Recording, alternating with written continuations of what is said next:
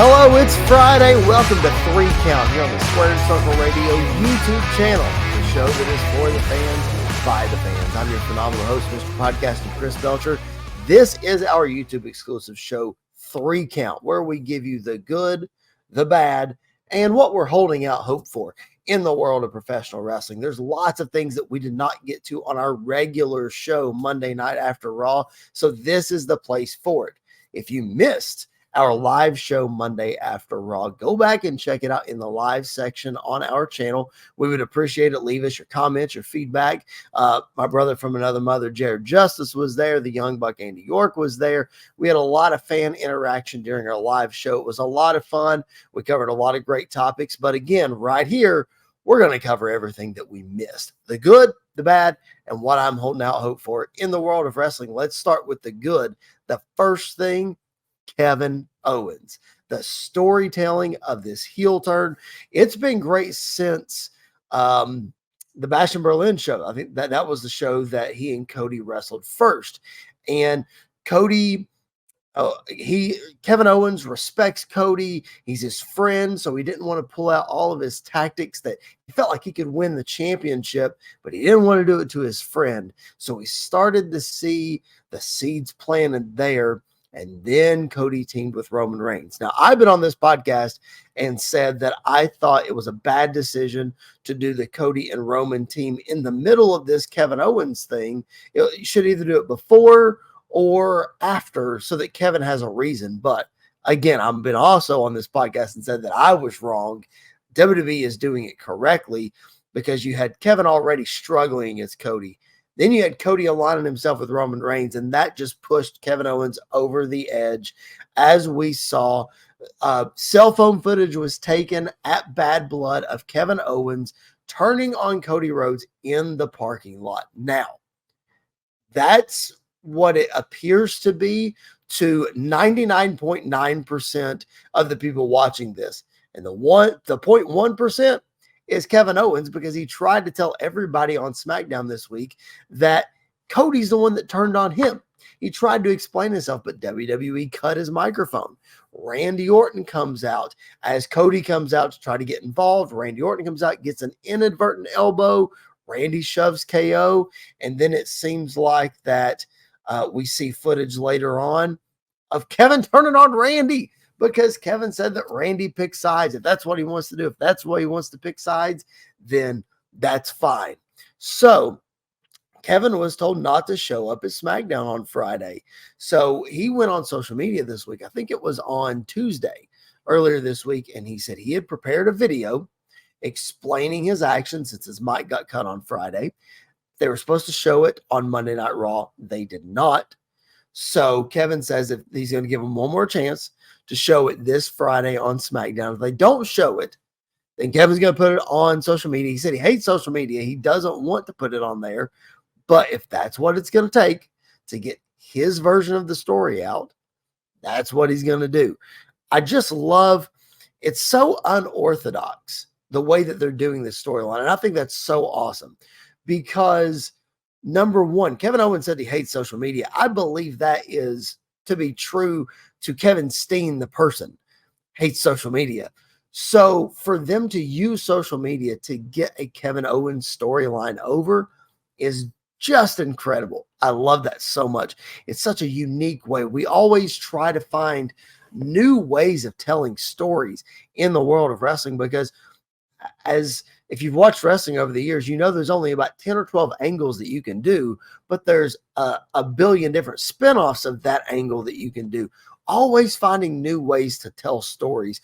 WWE is doing a great job with Kevin Owens, with Randy Orton, and with Cody Rhodes. Now, if you listen to Sam Roberts, Not Sam Wrestling, his show, which I do, he is a firm believer that this is just a conduit for Randy Orton to turn heel, which I think so too. But I don't want to look too far ahead to that. I want to enjoy this Kevin Owens stuff right now because Kevin Owens feels like a big deal.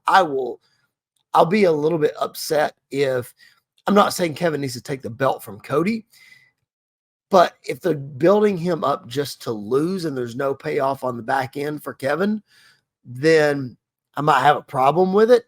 It's all going to be in how they handle it. they're handling it really well right now. I'm really excited about this story. I can't wait to see where it goes tonight on SmackDown. And then we'll have full reaction for you on Monday on our live show right here on our YouTube channel. So make sure that you are tuned in Monday night after Raw. We're going live. We're taking comments, your questions, all of those kind of things. Of course, you can watch the replay if you can't make it live. We would really appreciate if you make it live, though, because as I kept saying on last week's show, we will have a format for the show. We'll have a plan for stuff to talk about, but you leave your comments and your questions. You control that show. We'll throw the format out the window and we'll talk about what you want to hear about. So join in on the fun and subscribe. Please subscribe to the channel if you haven't already. I can't stress that enough. Hit the thumbs up on the video. That helps the algorithm. If you want to drop some comments on this video, that would be most appreciated. So that's the good. Let's talk about the bad.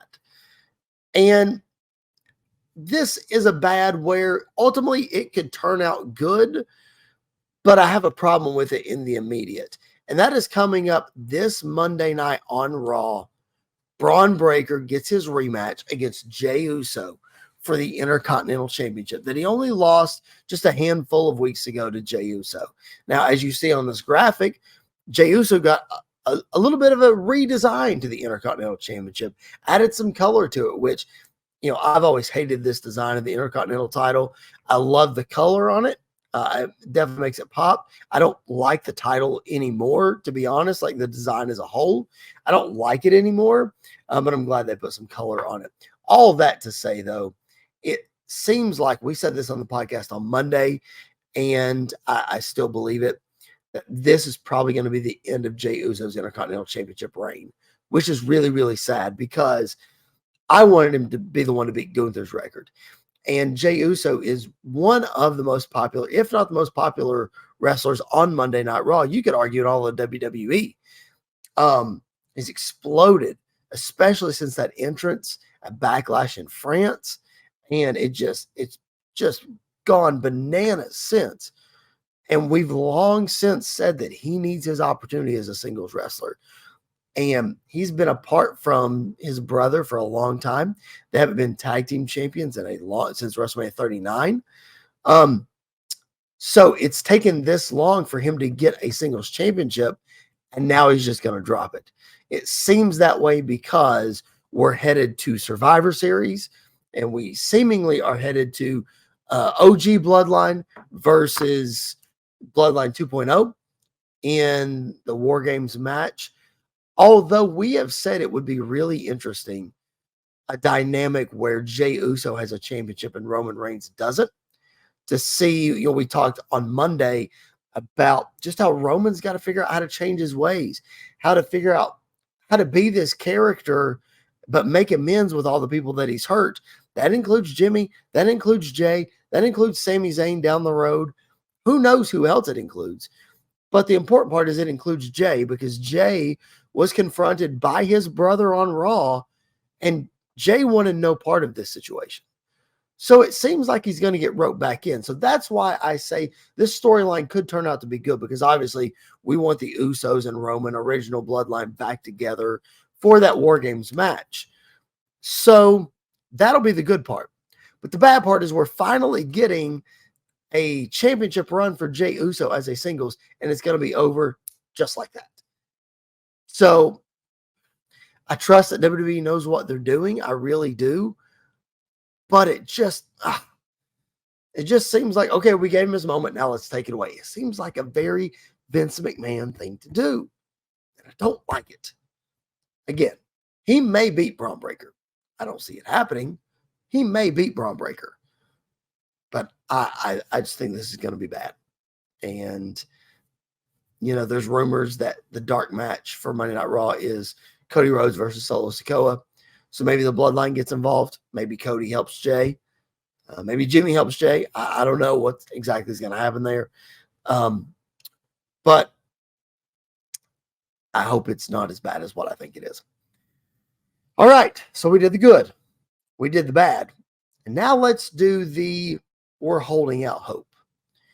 And you could say this about a lot of incoming talents through the years in the WWE. You always see guys that come in that have made their name in other organizations, and you wonder, what's WWE going to do with them?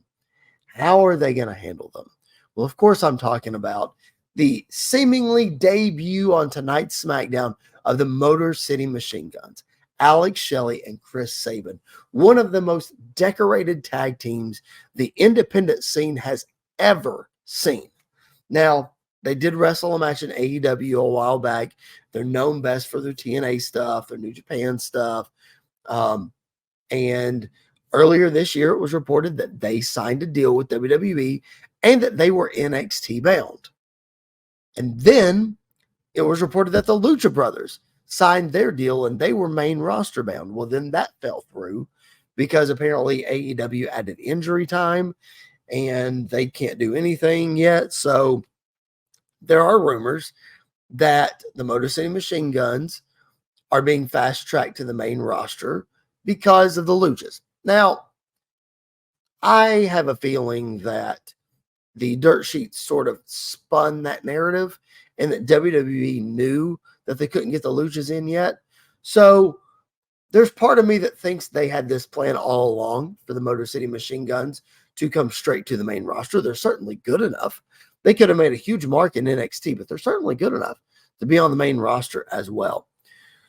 So I'm just holding out hope in this situation because I want WWE to do good things with them.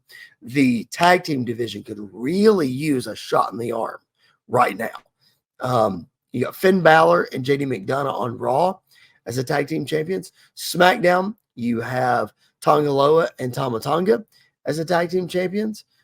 We saw a great ladder match 2 weeks ago on SmackDown in Nashville, which I was in attendance for. A great triple threat ladder match for the tag belts. So there's lots of things you can do with the tag division. They're just not doing it right now. And I think part of that has to do with the bloodline having the championships. It doesn't mean the same as it did when Jimmy and Jey had them. So I don't know. I think, again, this could be the shot in the arm that the tag team division needs. It's just going to be a matter of how they being WWE, how WWE uses the Motor City Machine Guns. Again, lots of ways they can go with it. I think they're facing Los Garza. So that's Angel and Berto. So it'll be interesting to see what happens their first night in. That's a good opponent to give them, to get them over. We'll see. I feel under the Triple H regime that I don't have a whole lot to worry about them dropping the ball. We'll have to see, though. Only time will tell. So that's the good. That's the bad. That's what we're holding out hope for this week in WWE. Hope you guys are digging what we're doing here on the Squared Circle Radio YouTube channel. If you're not subscribed, what in the world are you waiting for? Please hit that subscribe button. It helps us a ton. Doesn't cost you a thing. We're not going to send you an email. We're not going to bombard you with stuff. All we ask is you hit the subscribe button.